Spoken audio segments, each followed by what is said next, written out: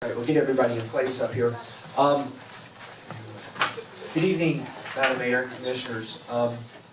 Juan Ruiz, our Leisure Services Director, who is actually over this part of the operation of the beach fund, is not with us, but he's here in spirit. I'm sure he's watching on video cam right now. What are these being handed out? These are the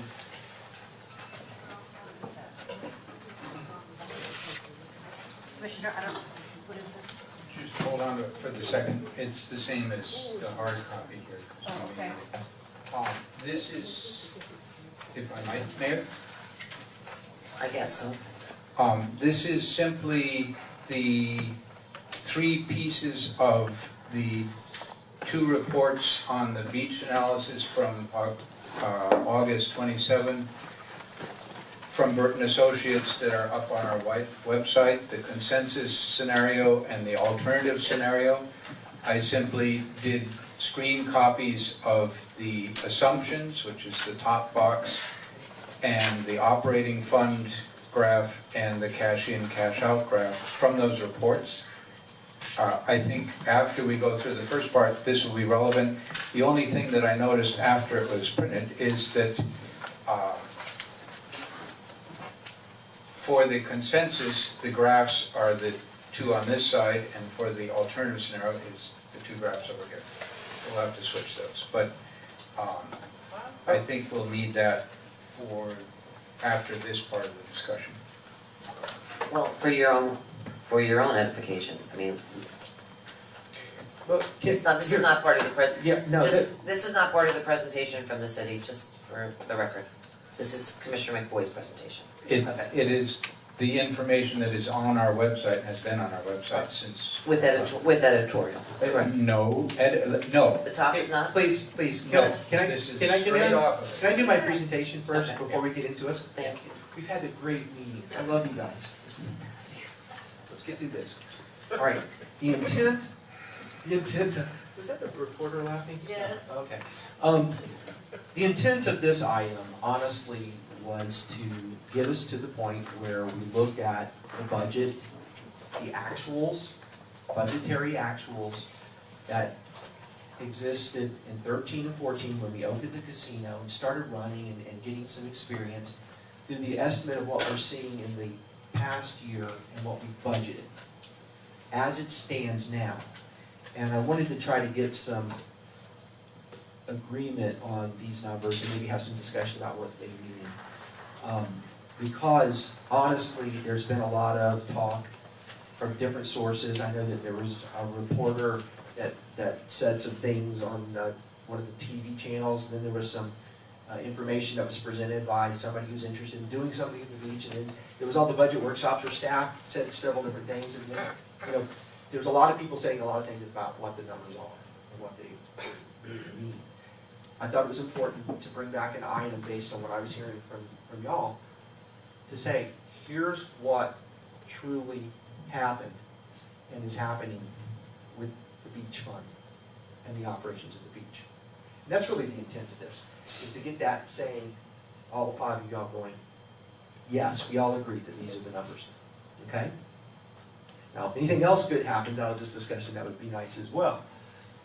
If you look on the 2013 actuals, you see we started out covering various charges for services. Parking meters obviously was one of the biggest revenues that we saw. When we looked at the leases that we were getting from the casino, that was the second largest revenue income. And then facility rentals, the ballroom, for example. So that we actually brought in $1.7 million. At the end of the day, the lights went out. And we got down to expenses. Our personnel expenses and cost to run the facility is pretty high. We did not, in that first year, pay the loan back that we had borrowed from ourselves, basically to the water fund and the self-insurance fund. And we also didn't pay back the amount to the capital projects, which was an advance that we made from the capital improvement fund to the beach fund to get it started. It was kind of like the priming of the well. That was almost $500,000. at the end of the day, we lost $18,000.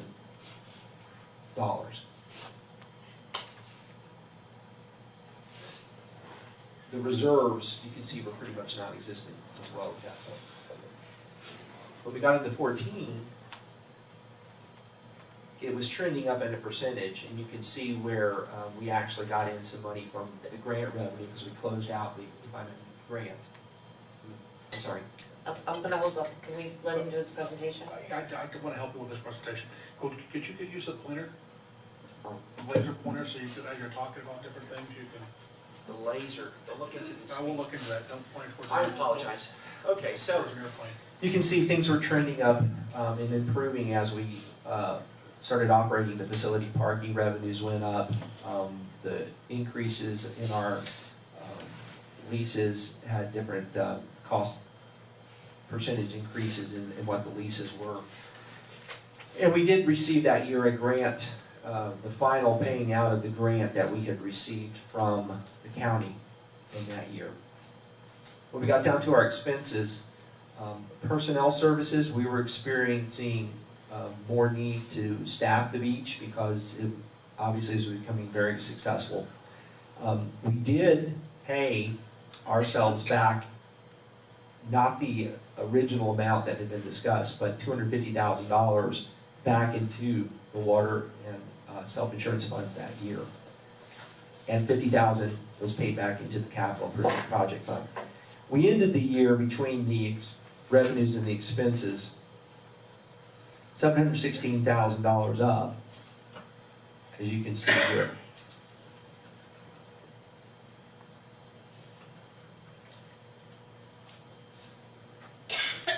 I'm having trouble reading, my eyes are getting bad too.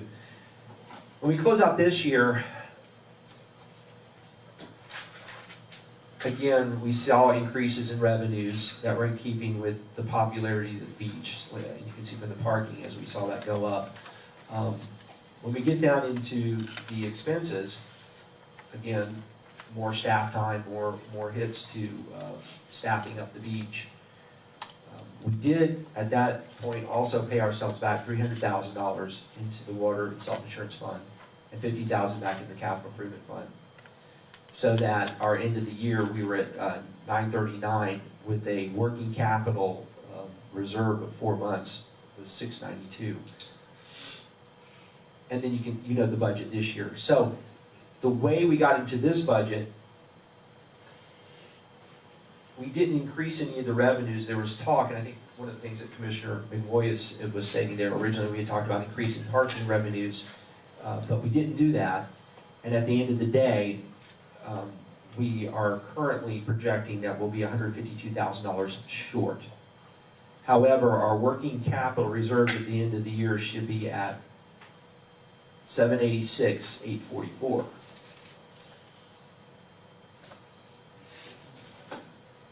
What I'd like to have a discussion with is, what does this mean to the beach fund and the various operations? From your perspective, and maybe we can start to have that discussion about what's important for y'all when we talk about operations at the beach. Commissioner Marissa?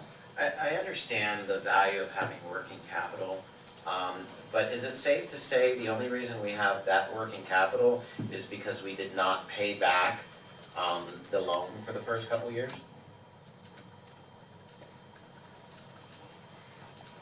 Well, I think it's safe to say, and again, that discussion about the loan, it's fully within your rights as the board to extend the term of a loan or not pay back. But if you don't pay it back at that rate and you don't budget for it, you're going to see, obviously, that drop down into that fund, that working capital balance. For clarification, Yeah. City Manager, it's not okay to do that if you have a loan with a bank, but because this loan is with ourselves, that gives us the ability as a policymaker to do it. Correct. Just for clarification. It's okay in the sense that you, as the originators of the loan, can make that policy decision among yourselves. Right. But it does affect what I think Commissioner Amorosa just said. the money that drops down into that fund balance. It increases it. So if I don't pay my mortgage, but I have that money and I put, it's gonna obviously increase my bank account because I didn't pay my mortgage. Well, if you borrow money from yourself, Well, that's what we did, didn't we? We borrowed money from ourselves, we borrowed money from the water. So, if we don't pay back the water, the loan to the water, then we're gonna have money in our beach reserves, correct? well, money's gonna drop down into the The reserves. working capital reserves. Okay. Commissioner McFlynn?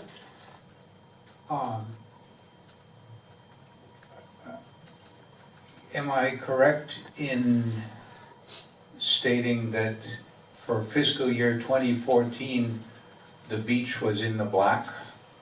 That $717,000 is a black number as opposed to a red number? Well, correct, because we had received a $500,000 payment from the county as the final for the grant revenues for the beach. And we also didn't pay back the loan in its entirety that year either. Lost it a reserve. Okay, I'm hearing, but the bottom line is, we were well in the black, $700,000. We were not $1 million in the hole, We weren't $1 million in the hole, no. because I've heard that number. And I think that's, from these numbers, you're not $1 million in the hole. No, you're $700 to the red, to the black, to the positive. That, Um, right there, Yeah, it's right there in black and white. And maybe we don't agree that it's right there, but it looks to me like it's right there. Vice Mayor's gonna pop. I'm gonna, yeah. One at a time, please. I thought we just clarified that we were, oh, you finished, I'm sorry. Yeah, it wasn't finished, actually.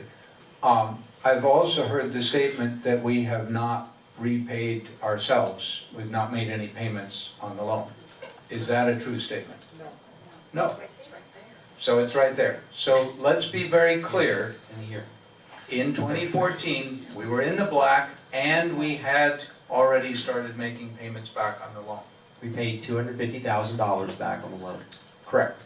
That is not 500,000 that, might be a number that we could pay. But as we're clear on, we are paying ourselves. We can choose to do that in a number of different ways. Some people feel very strongly that if we've said something on day one of the process, then that's exactly what we have to stick to. Other people believe in adaptive management that says you may want to make some adjustments for various reasons. But unambiguously, we have made a payment back, and we were, in the year that we made that payment, we were also still in the black. In 2014, both of those statements are correct. Commissioner Mercer? How can you be in the black when it was a grant, it was the repayment of $500,000, that comes off. And you also didn't pay back the rest of the money. Well, and I think you're getting at a part of the issue we're having in this discussion. You can debate any amount of number that you want, but at the end of the day, the $500,000 was just stuck into that line item because we got that year. But if you look in 15, it doesn't exist there. And you also only paid $250 when you were supposed to pay $5. And again, it goes back to, if it was a traditional loan, you would have had to pay it no matter what. And that would have brought that number hugely in the red. Vice Mayor?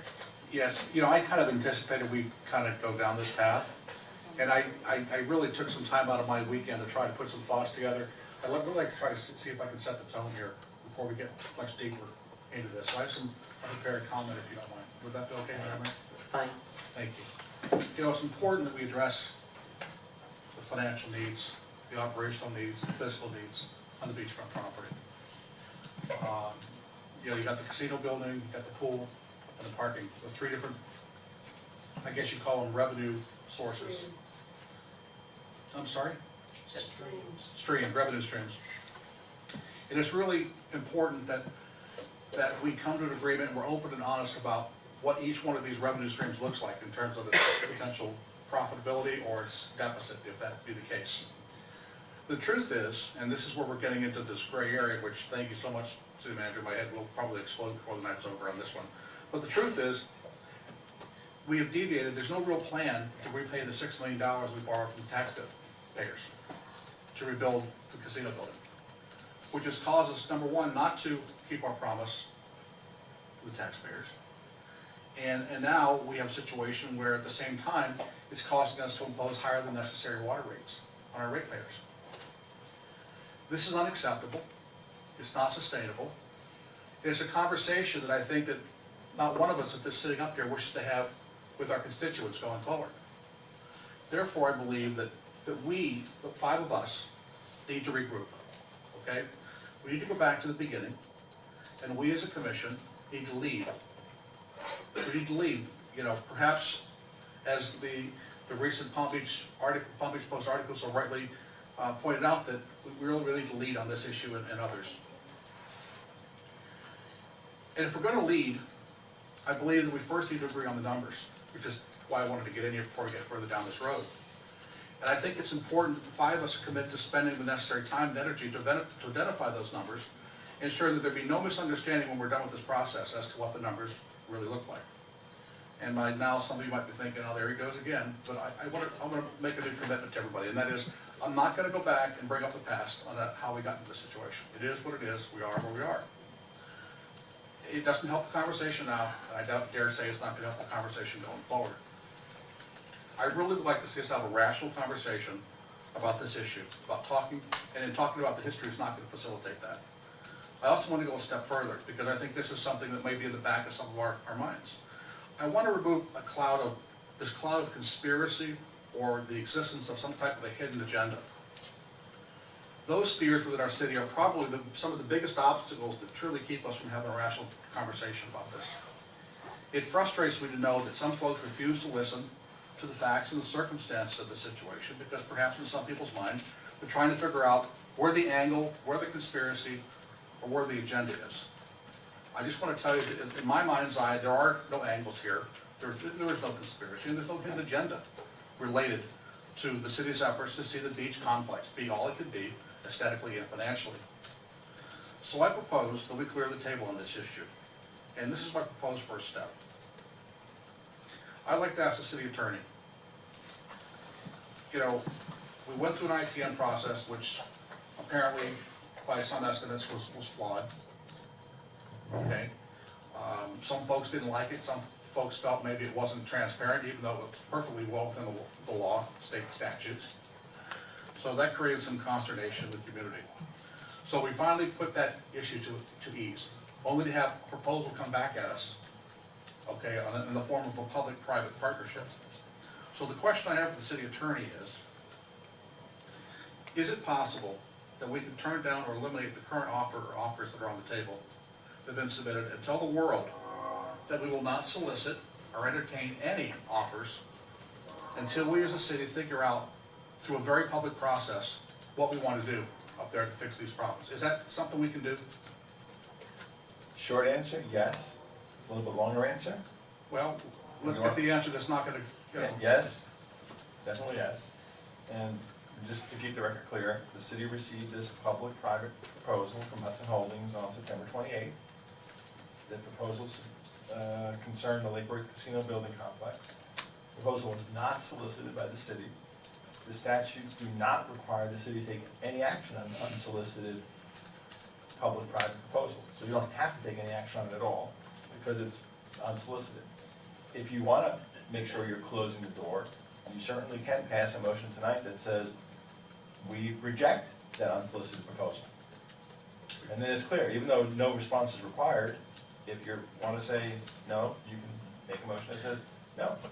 Well, I want to emphasize the last part of that statement, and that if we can come to an agreement, the 5 of us can come to an agreement on what the financial issues are, if we can come to an agreement on what the operational issues are, if we can come to an agreement on what the physical issues are, then I think we're better positioned going forward to, I don't know, is an RFP out of the question? If we can identify and quantify deficiencies if they exist.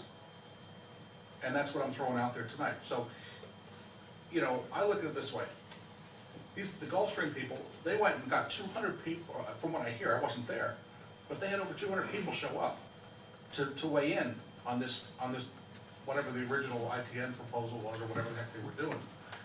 And I would say that, you know, if we were really serious about fixing the beachfront property, if we're really serious about making everything whole up there and giving the folks what they really want, if they could draw 200 people, I would think that we could, as a body, should be able to pull that many people out of their homes to get them to weigh in on what they think we should do, if we can agree on what the deficiencies, if any, are.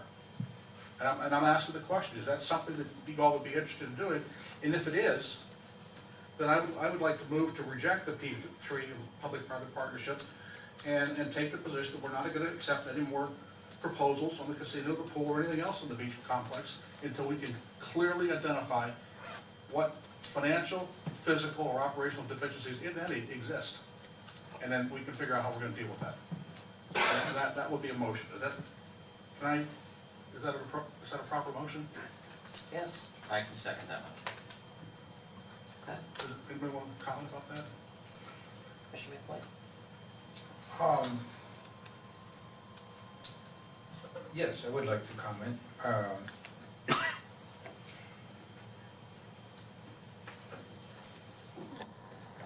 I think I've said for quite a while during this process that the process that I hear from residents that they would like is, let's agree on the numbers for the beach, what they are, and I think we've had a good start at that with the previous slide, and maybe this one. Let's agree on what issues there are at the beach as ourselves. And then, we as a city and as a commission, reach out to the community and say, do you agree with this information? Do you think we've got it straight? Do our best to get it straight. And then ask the community in a very open, not stating what, you know, what they're allowed to say or whatever, but very open, what would you like to do? And then proceed from that. That's how, a comment that somebody made recently to me from, that knew something about Lake Worth but didn't actually live here, and they said, well, why would Lake Worth be considering building more stuff at the beach? Didn't they have a quite extensive public process a few years ago to figure out what they wanted, what the community wanted? And there was a lot of consensus behind that. It said, don't build more, don't build less, build about this. And that's what we did. So the community's already kind of expressed. Now, understandably, we know more things now than we did then. So yes, on the whole, I support your process. However, and it's a big however, we had a discussion back in August where we looked at some problems that we recognized at the beach, and we all talked together about them. And the issues that came up, we said, we think we need more lifeguards at the beach. We think we need a little bit more custodial work. We think we need to do a little bit more on a parking attendant. We think we should set some money aside for renewal and repair and replacement. We all agreed on that. That had a price tag with it, and it was noticeable. I believe, if Eric can probably tell us, but I believe the number was on the order of $300,000 for that package, maybe even a little more. And then the discussion went on further in August, and we said, okay, that's great. That's our wish list of what we would like to do there. There was a lot of unanimity on agreeing that we should do those things. How do we pay for them? And the two pieces that the Burton Associates helped us see and our own staff helped us see was you can adjust how you pay the city, pay ourselves back on the loan, and you can adjust parking rates. And a couple different proposals were made on both of those. At that consensus meeting in August, and what we have on our website labeled as the consensus that we got to, we said we would like to do those things with a price tag of about $300,000, $400,000, and we agree that we'll change the repayment of the loan from 12 years to 14 years, and we'll bump up the parking by a quarter, June to September, and by 2 quarters, October to May. And when you did that, it balanced the budget. Our wish list of stuff that we all agreed we should do at the beach area, we came up with a way to pay for it. That's why we called it a consensus scenario. We had an alternative scenario that said, nope, no adjustment, no increase to the parking rate, and stick to the original 12 years of payback. And when you did that one, we could clearly see, and anybody in the community that wants to see it can go look at the alternative scenario. And, you know, we can show it, or people cannot show it, or whatever. I would ask that we add it specifically into the minutes, but you clearly see that if you have a wish list that costs you $400,000, and you don't have a way to pay for it, you're going in the hole. And it bothers me that we would now say, well, let's do all the right thing and so on. But in the budget vote, 3 people on this commission said, we want the wish list and we don't want to pay for it. In my mind, that was setting us up to financially fail. And that makes no sense to me. And that's why I voted against it, and I suspect that's why other people voted against it. The wish list was solid, it was a good list. We want public safety, we need more lifeguards there, we need to set some money aside, but you gotta pay for it. And we had a mechanism that clearly showed you could, and 3 of us said, nope, we don't want that in the budget.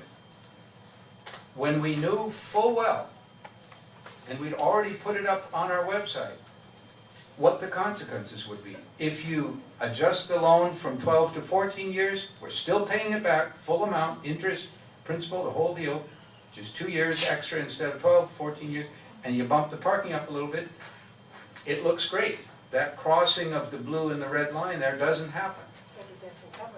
Quiet in the chambers, please.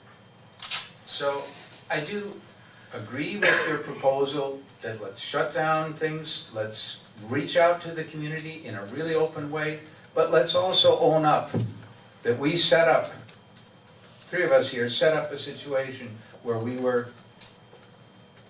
had a Cadillac Taste and we funded it, you know, at less than a diesel level. Thank you. Commissioner Meyer? Yes. I just wanted to remind the board that during the budget process, the city manager had set up a group that you informally called the Kitchen Cabinet. That board's recommendation was that if the ITN process didn't go through, that we should hire a broker to handle this project. Wondering what happened to that recommendation and why we aren't taking it into consideration. Point of order.